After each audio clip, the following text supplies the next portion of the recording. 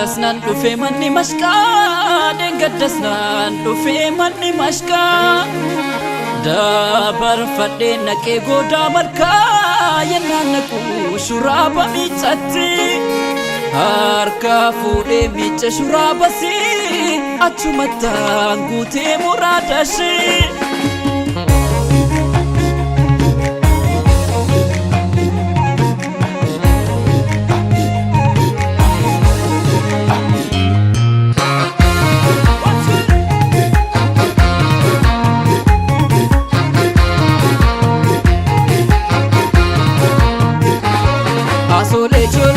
Asolejon, kiltuun boroo kanaa jon. Asolejon, kan ibbaqeeti jon. Asolejon, michuu yeroo kanaa jon. Asolejon, kan ibbaa fedheeti ibbaa biyyaa koosi malee jettee naabsi yaakoo. Kan ibbaa fedheeti ibbaa biyyaa koosi malee jettee naabsi yaakoo.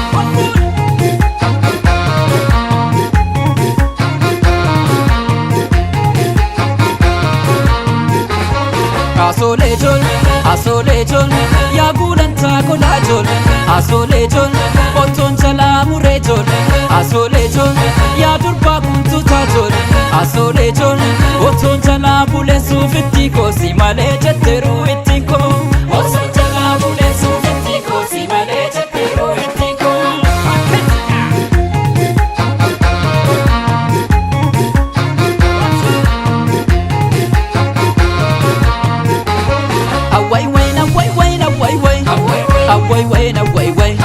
Akkaroon tangalaa gibeen nan ceesisu hamaa jaalallikee didee na teessisu warri daarii gibee aannan roobii dhugaa meela beekoo qabii akka joobbii qubaa hin margee lulee ijaamaa. Asham jannee salaamaka ashamaahi asham gibeen daabarraan asham magaalaa jimma shama. Assalaamu alaikum miskaan barri maashawalaa nalaan. Ashama harka fuudhee kabajamtoota hordoftoota Forex Entertainment arraanta nagaa deemnee sekandiin daqiiqaan sa'aan guyyaadhaan ammoo torbaanin bakka bu'aa dhufee arraantana guyyaa sanbata irra geenye jira. Guyyaan sanbataa gaa akkuma beektan Forex Entertainment idib guyyaa bashannanaati. Bashannana keessaa ammoo guyyaa sheekii sanbataati. Sheekii sanbataatiin akkuma beekamu kutaalee Oromiyaa garagaraa deemnee isin daawwachiisaa isin bashannansiisaa waan hin beekne walirraa biraa kan irraanfannee ammoo wal yaadachiisaa turuun keenya ni yaadatama.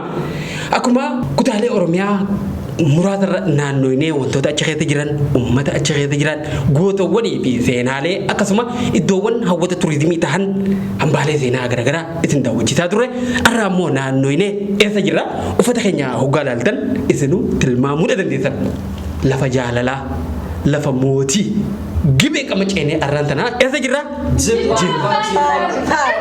Jimmatti argamna gaa. Jimma jechuun biyya gootota hedduu qabdu biyya Oromoon qarooma akkamii keessaa akka dabree fi hangam takka qarooma keessa akka ture waggaa meeqa dura masaraa Abbaa Jifaar kan fakkaatu Oromoon qarooma saniin akka jaaree fi akkamitti akka jiraachaa ture mootiiwwan shanan gibee bifa akkamiin uummata isaanii walqixxummaadhaan uummata isaanii akkamitti akka tajaajilaa turan diina uummata isaaniirraa akkamitti akka qolachaa turan lafaa fi ummata isaanii moototni shanan gibee akkamitti akka diina ittisanii ifi ammoo akkamitti akka wal bulchaa turan bakka irraa barannudha. Ummanni shanan gibee jechuun ummata jaalalaan beekamuu fi akkasuma lafa argama bunaa.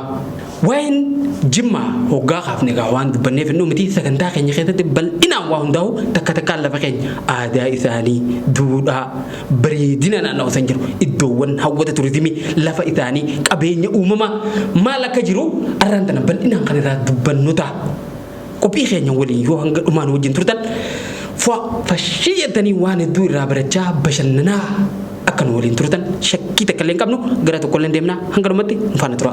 Egaan akkuma beekamu sheekii sanbataatiin kutaalee Oromiyaa 11 keessa naannofnee aadaaf duudhaa akkasumas immoo nyaata isaanii sirba isaanii akkamitti akka wal bulchaa turan waan hunda keessa deddeemne kan isin yaadachiisnu ta'a jechuudha. Akkuma beekamu har'a gola sanyii mootii Shanangibee keessatti argamna. Shanangibee akkuma beekamu bakka argama bunaa Koffii Arabikaa akkasumas immoo bakka bareedduun Oromoo keessaa itti baate bakka dhaloota Bilillee Mahbuubaati jechuudha. Jimmaani lafa magariituudhaa fi lafa baay'ee akkasumas immoo guutuu Oromiyaa keessatti biyya jaalalaa jedhamtee kan beekamtuudha jechuudha. Egaa Jimmi maal fakkaatti kan jedhu shikifii sanbataa keenya har'aatiin kan isin daawwachiisnu ta'a. Namoonni waa'ee Jimmaa hin beekne akka irraa barattanuuf akkasumas namoonni waa'ee Jimmaa beektan immoo akka yaadattanu.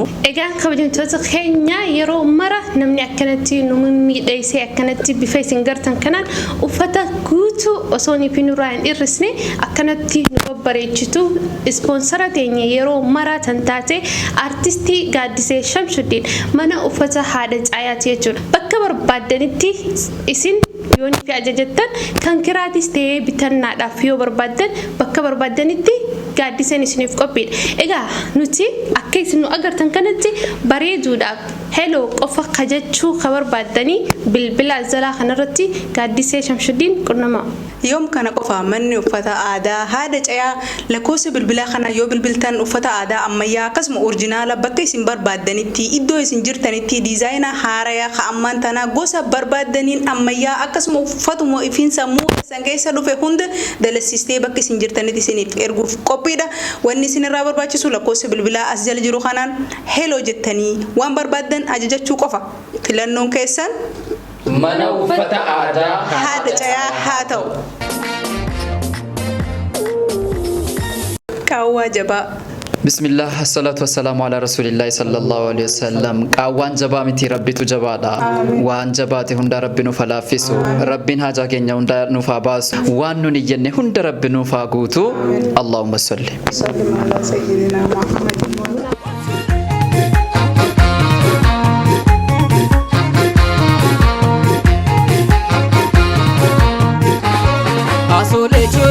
Asole jol, kiltuun boroo kanaa jol. Asole jol, kan baaqeeti jol. Asole jol, michuu yeroo kanaa jol.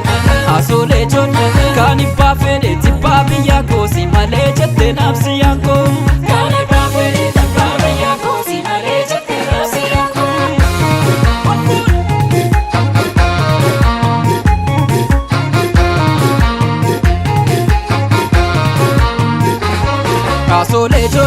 Asole jol, yaa gulantaa kolaa jol.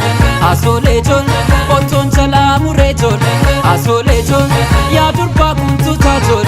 Asole jol, ottoon jalaa buleessuuf itti koosi malee jetteeruu itti koo. Ottoon jalaa buleessuuf itti koosi malee jetteeruu itti koo.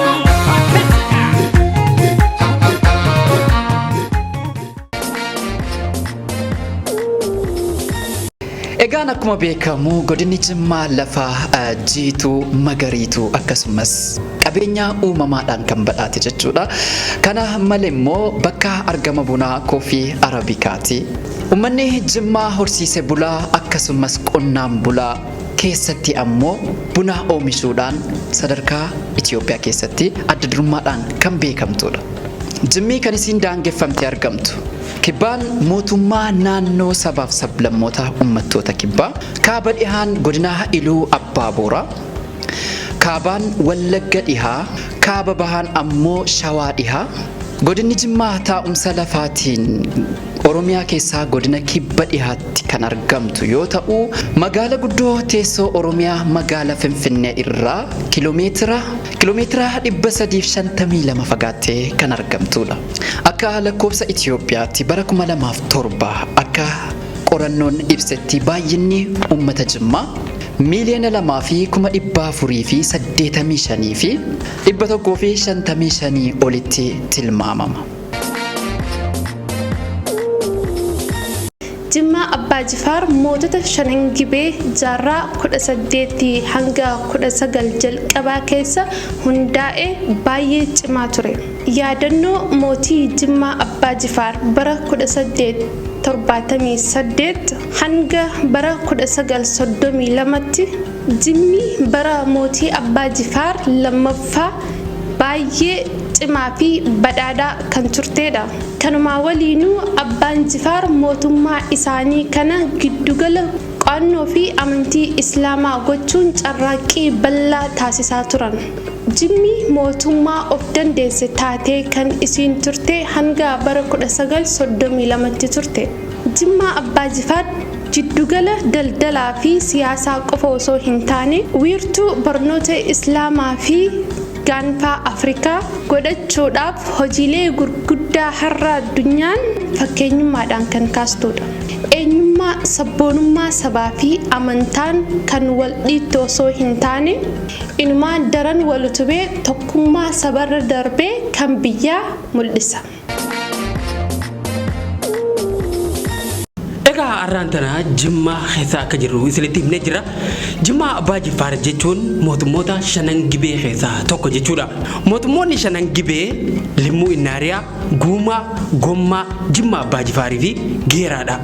Mootoleen Jimmaa Abbaa Jifaar bulchaa turan tartiibaan Osee Faaroo bara 1742 hanga 1782, Abbaa Faaroo bara 1742 hanga 1782, Abbaa Magaal bara 1782 hanga 1824tti, Abbaa Raagoo Abbaa Magaal bara 1824 hanga bara 1830tti, Abbaa Jifaar Guddaa bara 1830 hanga 1854tti, Abbaa Reebuu Abbaa Jifaar bara 1854 hanga 1858tti, Abbaa Booqaa Abbaa Jifaar bara 1854 hanga 1864tti, Abbaa Booqaa Abbaa Magaal bara 1964 hanga 1978tti, Abbaa Jifaar Xiqqaa Yookaahuu Muhammad Daawud Ali 1878 hanga 1932tti, Abbaa Joobir Abbaa Duulaa Abbaa Jifaar immoo 1932 hanga dhuma bulchiinsa mootummaa Abbaa Jifaaritti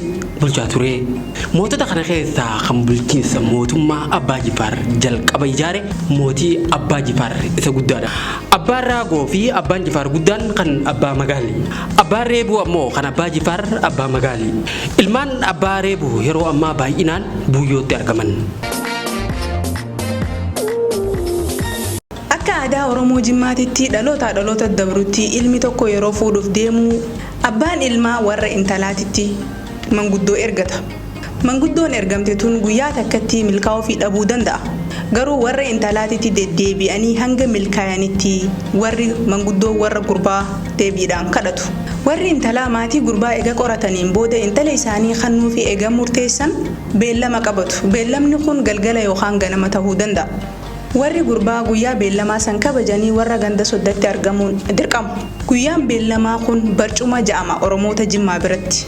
Guyyaan beellamaa gaa'ilaa kun asis tahee achi siquun hin danda'amu. Seerri warra intalaa baay'inaan ulfina guddaa qabu. Intalti heeruma geessee fi gurbaan fuudhaaf gahe tokko ajaja maatiitiin buluun Oromoota Jimmaa biratti beekamaadha waan aadeffame.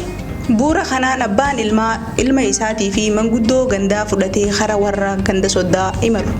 Warri intalaatis nyaachisanii obaasanii buna dhandhamaa idduudhaan fuudhanii haqaaraa jimaa warra maatiitti ol kanu. Haqaaraa jimaa jiidhaa abbaa intalatti eega walii hidhataniin booda abbaan intalaa gaa'ila kanaaf qophii tahuu mirkaneessan. Marii eegaluun dura baga rabbiin guyyaa kana nu dhaqqabsiise baga ijoollee teenya guyyaa gaa'ilaa kanaan gahe ja'anii eebbisan. Buna dhuynee jirraa haajaa teessan rabbi haa baasu teenyas rabbi haa baasu. Gamni keessanis gamni keenyas nagaya haa ta'u. Hidda coqorsaa tahaa aannaniif garaa tahaa kan waliin galgala gahaan rabbi haa godhu. Karaa nagayaa deemtanii dhuftanii karaa nagayaa galaa. Karaa kana eessumaa fi duuriin haa deemu jechuun eebbisan. Itti aansanii galaa hiikkadhaa ja'anii addaan fixatan. Egaa hiriyoottan intalaa wal gayanii isii bira deemanii sirba addooyyee ja'uun jajjabeessu. Egaa addooyyee jennaan waa yaadadhe. Addooyyee jechuun aadaa fuudhaaf heerumaa Jimmaa keessatti isa beekamaadha. Kan hiriyoottan intalaa mana intala heerumtu kanaa dhaqanii osoo gaa'illi sun hin ga'in hanga guyyaa gaa'ila sana ga'utti bira dhaqanii sirbuu fi sirbi kuni faaruus qaba. Akkasiin gara fuulduraa mana abbaa manaasii dhaqxee jajjabaattus ni godha. Akkasiin xiiqii keessa galtus ni godha. Yeroo isiin maatii isii biraa deemtus akka isiin gara nyaattee kan jedhamu jira. Akka isiin boossus faaruu adda addaa keessa jira. Faaruu sana keessa walaloo shamarrantu sirba jechuudha. akkam jedhamee sirbama adadooyyeen kuni guutuudhuma akka godina Jimmaatti guutuudhuma beekamaadha jechuudha aanaalee hunduma keessatti. Haadhadooyyee garuulee garuun ooltuun boo'inaa haadhadooyyee moominaa waan hin oolleen boo'inaa jedhu. As keessatti wanti ibsamuu barbaade haadhadooyyeen kuni garuun ooltuun boo'inaa heerumti kan kee oolaan jirtu waan ta'eef wanti si boosisu hin jiru dirqama heerumta kan Asanii faaniiti deebi'anii akkam boonyetti manii. Akkasii amma achi keessatti bunni bilchaatee guggubachuu fi anaa guggubu firri qixxaatee gurgurachuu fi anaa gurguru garuulee jedhama as keessatti. Kan boodanii boocammas. Yaa firoottan maatii kun kan kanaan dura quba waliin qabne gaafa isiin heerumtu mana kanatti dhufanii nikaa godhanii akka waan isiin gurguramaa jirtutti jechuudha akkasiin garaa laaftutti akka kanatti firrii waamamee ollaan eddiin hundinuyyuu bakki faffagoollee gaafa cidhaa kana hin oolu jechuudha. Ammoo akkas jedhama.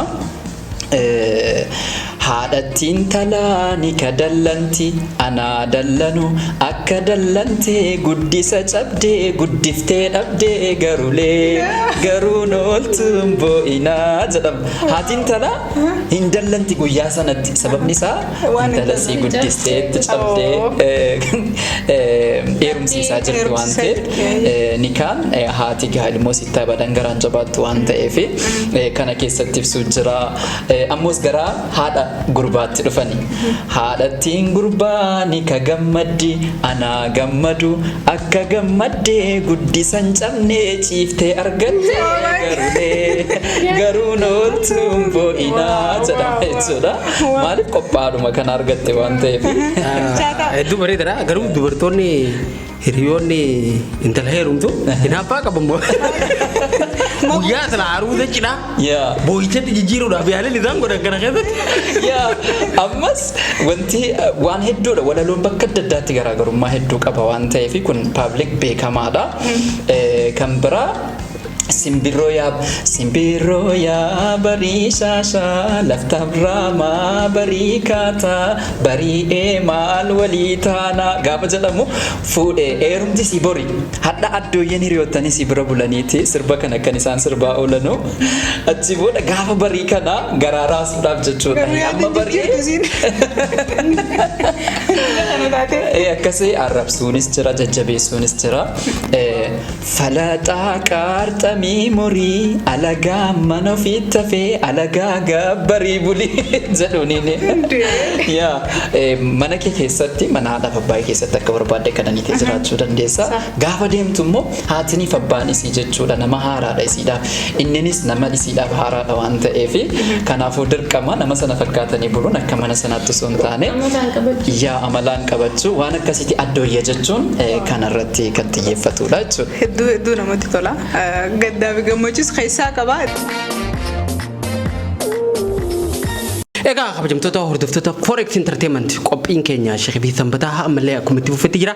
Qophiin keenya egaa waan hedduu akka irraa barachaa ittis bashannaa jirtan shakkii takka illee qabnu qophii keenya irraatiin godina Jimmaa yookaan kutaalee Oromiyaa kudha kan jiran keessaa kutaa Jimmaa dhayne Oromoonni Jimmaa akkamti jiraatan aadaan fuudhaa heeruma isaanii Jimma jechuun eessatti akka argamu akkasuma masaraa Abbaa Jifaarii fi mootota shanan gibee maal akka ta'anii fi eenyufaa bara hangamitti ammoo akka bulchaa turan isinii kaafne bifa bareedaadhaan isinii dhiyeessaa turuun keenya akkuma agartan kan ammallee qophiin keenya egaa itti fufa qophii keenya irratti yeroo hundaa'u ispoonsara keenya yeroo maraa ta'e kan akka bareennee bakkuma jirru kanarraa yaadaan uffata bareedaa kan uffanne imallee Oromiyaa keessa bakka barbaanne deemne isin daawwachiifnuu fi akkasuma ittiin illee bashannan. Bakkuma jirru teenyee yaada biyya teenyaa ittiin baan waan hin beekne walirraa barree tan ammoo irraanfanne ittiin wal yaadachiifnuuf kan yeroo maraa kana nu bareechee yeroo Jimma dheenu Jimma fakkeesse dubartoota keenya bilillee fakkeesse nuti ammoo ilmaan Abbaa Jifaar bareedaa kana nu fakkeesse akkanatti ispoonsara nu ta'ee yeroo maraa nu cinaa jiru mana uffata aadaa haadha caayaati. artist Gaaddisa Shamsuddin yeroo mara nu cinaa dhaabbattee bifa kanaan nu bareechaa turte isinis filannoon keessan mana uffata aadaa haadha caayaa haa ta'u jecha lakkoofsa armaan gaditti mul'atu kana yoo irratti bilbiltan uffata aadaa oriijinaala akka agartan kanatti akkasuma kan ammayyeeffamee dalagame bifa bareedaa kanaan akkasuma akka gabbu'etti kan aadaa dur abbootiin keenya uffachaa turanis ta'ee kanneen ammayyeeffamanii bareedanii yeroodhaan waliin hojjetaman bakka barbaadanii fi yeroo barbaadanitti addunyaa tana fiinxaa hanga fiixatti yoo jiraatan wanni isinirraa eegamu bilbila armaan gaditti mul'atu kana qofarratti bilbiluu qofa. Qophiin keenya immoo akkuma itti fufeetti jira hanga dhuma sagantaa keenyatti ammallee nu waliin tura. Askira yaabbatte damma koe Shai damma koe gabaayoo miinjattu damma koe Shai damma koe kambeera baafatte damma koe Shai damma koe nagaanoon injattu damma koe Shai damma koe akkasumaan itti darbannaani hin jaallanne giddi naa qabnaani Akkasumaan itti darbannaani hin jaalanne giddi naa qabnaani akkasumaan itti darbannaani hin jaallanne giddi naa qabnaani Akkasumaan itti darbannaani hin jaalanne giddi naa qabnaani shaayii damma koe Biraan baafannee damma koe shaayii damma koe Maanee kaajira damma koe shaayii damma koe Erga wal jaalannee damma koe shaayii damma koe Biinkoo si biraa damma koe shaayii damma koe Akkasumaan itti darbannaani hin jaalanne giddi naa qabnaani akkasumaan itti darbannaani hin jaallanne giddi naa qabnaani Akkasumaan itti darbannaani hin jaalanne giddi naa qabnaani haalan haalan haalan Alalaala haalan haalan haalan Alalaala haalan haalan haalan Alalaala haalan haalan haalan Alalaala yaa walakkaa gibee Alalaala dhakaa darbatanii Alalaala yoo wal argaan dhibee Alalaala nagaa dhaammatanii Alalaala murittaa mataa koo loote loote bulittaa garaa koo nashamasham Murittaa mataa koo loote loote bulittaa garaa koo nashamasham murittaa mataa koo loote loote bulittaa garaa koo nashamasham Murittaa mataa koo loote loote bulittaa garaa koo nashamasham mucaa magaalaa Daalachaa nanaa'e mucaa magaalaa Gaafa baachitee nanaa'e mucaa magaalaa Jaalaloo jaalalaa nanaa'e mucaa magaalaa Keenyarraa jitee nanaa gubannee maal walii taanaa keenyarraa jitee nanaa gubannee maal walii taanaa Keenyarraa jitee nanaa gubannee maal walii taanaa keenyarraa jitee nanaa gubannee maal walii taanaa Aishaa maal balleessite gubaa koo qabbaneessite Aishaa maal balleessite gubaa koo qabbaneessite gubaa koo qabbaneessite gubaa koo qabbaneessite gubaa koo qabbaneessite gubaa koo qabbaneessite. Egaa kabajamtoota hordoftoota Forex Entertainment qophiin keenya Shaqii Sanbataa fashee godha bashannansiisaa akkasuma wantoota garaagaraa isin barsiisaa turuu shakkii takka illee hin qabnu. Qophii keenya irratti akkuma beekamu kan akkanatti nu bareechee qophii Shaqii Sanbataa irratti yeroo hunda ispoonsora nu ta'ee bifa kanaan nu bareechee asitti akka dhiyaatu nu godhu mana uffata aadaa haadha caayaa yookaan artisti Gaaddisa Shamsuddin uffata babbareedaa akkanaatii fi kutaalee 11 Oromoo hundinuu uffata isaanii bifa aadaa durii fi akkasuma bifa ammayyaatiin yoo argachuu barbaadan bilbila armaan gaditti argamu kanarratti bilbila isiniin jenna. Qophiin keenya gaa waan hedduu akka irraa barataa ittis bashannantan shakkii takka illee hin qabnu. Laata torbaan dhufu hoo eessaa dheenu akkuma kanaan dura bakka deemnee isin daawwachiifnu fi waliin daawwannu nuuf dheeraa turtanitti torbaan dhufu godina Oromiyaa keessaa yookaan kutaalee Oromiyaa 11 jiran keessaa eessa dheeneeti isin daawwachiifna. Akkuma kana duratti nuti bakka isin itti nu yaamtan bakka isin itti nu ergitan dhaquudhaaf yeroo mara galaa keenya guduunfannee farda keenya ammoo yaabbannee qopheeffannee isin eegaati jirra. Eessatti nu yaamtan bakka isin itti nu barbaadan hundatti argamuudhaaf yeroo mara qophiidha. Godina yookaan kutaa Oromiyaa dhaqaa nuun jettan akkasuma bakka isin daawwadhaa wanta addaatu bakka san jira dhimma san irraa nuuf dubbadhaa yookaan dhimma akkanaa qoradhaatii nuuf dhiheessaa jettan koomentii irratti nuuf barreessaa. Qophiin keenya kan arraan tanaaf shaqii fi sanbataa qabannee isiniif dhiyaanne kan sanbata kana kanan gammaa daawwataa turtan kana fakkaata. Qophii keenya sanbata dhufuutiin akkasuma kutaa Oromiyaa biraatiin bifa ajaa'ibaatiin qabannee hanga isiniif dhiyaannu kan torban kana kana fakkaata. Torban dhufu walitti deebina hangasitti nagaan nu tura.